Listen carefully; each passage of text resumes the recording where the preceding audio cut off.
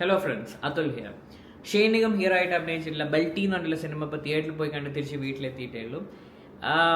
ഷെയ്നികം ഇതിന് മുന്നേ ആക്ഷൻ ഇങ്ങനെ ചെയ്തിട്ടുള്ള സക്സസ്ഫുൾ ആയിട്ടുള്ള സിനിമയാണ് RDX എന്നുള്ള സിനിമ. അപ്പോൾ അതിൻ്റെ ഒരു ഫ്ലേവർ ഉള്ള സിനിമയായിട്ട് എനിക്ക് തോന്നി ബൾട്ടി.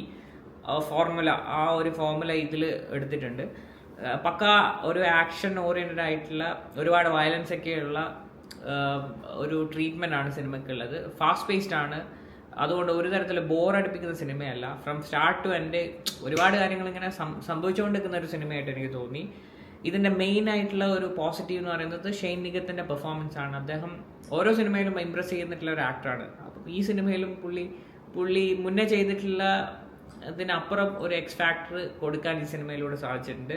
പ്രത്യേകിച്ച് ഫിസിക്കലി പുള്ളി ഇതിന് മുന്നേ ചെയ്തിട്ടുള്ള ക്യാരക്ടേഴ്സിൽ നിന്ന് മാറിയിട്ട് കുറച്ചും കൂടി ഫിസിക്കൊക്കെ വെച്ചിട്ടുള്ള സിനിമയാണ്. ഒരുപാട് ഫിസിക്കൽ എഫേർട്ടുള്ള സിനിമയാണ്. പുള്ളിയും പുള്ളിയുടെ ഫ്രണ്ട്സായിട്ട് അഭിനയിച്ചിട്ടുള്ള 3 ആക്ടേഴ്സും എല്ലാവരും നന്നായിട്ട് ചെയ്യുകയും ചെയ്തിട്ടുണ്ട്. പ്ലസ് ഇതിൽ വില്ലനായിട്ട് അഭിനയിച്ചിട്ടുള്ള സെൽവരാഘവൻ അടിപൊളിയായിട്ട് ചെയ്തിട്ടുണ്ട്. പെർഫോമൻസ് ആരെയും കുറ്റം പറയാൻ പറ്റില്ല, എല്ലാവരും നന്നായിട്ട് ചെയ്തിട്ടുണ്ട്. ഇതിൻ്റെ മേക്കിംഗ് പുതിയ ഡയറക്ടറാണ് ഉണ്ണി, നന്നായിട്ട് ചെയ്തിട്ടുണ്ട്. ഇതിൻ്റെ മേക്കിംഗ് എടുപ്പ് നല്ല പ്രൊഡക്ഷൻ വാല്യൂ ഉള്ള നല്ല രീതിയിൽ മേക്ക് ചെയ്തിട്ടുള്ള സിനിമയാണ്. അതിൻ്റെ എഡിറ്റിംഗ് ആയാലും മ്യൂസിക്സായി എല്ലാ ആസ്പെക്ട്സ് ഒക്കെ നന്നായിട്ട് വന്നിട്ടുള്ള സിനിമയാണ്.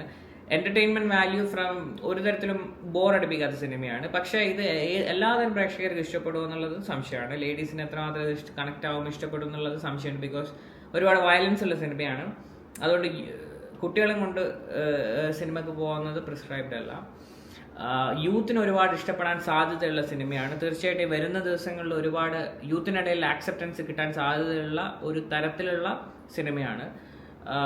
ഒരുപാട് കഥയും കാര്യങ്ങളൊന്നും ഇല്ലാത്ത, വലിയ ലോജിക്കൊന്നും ഇല്ലാത്ത, എന്നാൽ നല്ല രീതിയിൽ എടുത്തു വെച്ചിട്ടുള്ള, നല്ല രീതിയിൽ മേക്ക് ചെയ്തിട്ടുള്ള ഒരു എക്സ്പീരിയൻസ്, തിയേറ്റർ വാച്ച് ഡിമാൻഡ് ചെയ്യുന്ന ഒരു എക്സ്പീരിയൻസ് തരുന്ന ഒരു സിനിമ എന്നുള്ള രീതിയിൽ നമുക്ക് കാണാവുന്ന സിനിമയാണ്.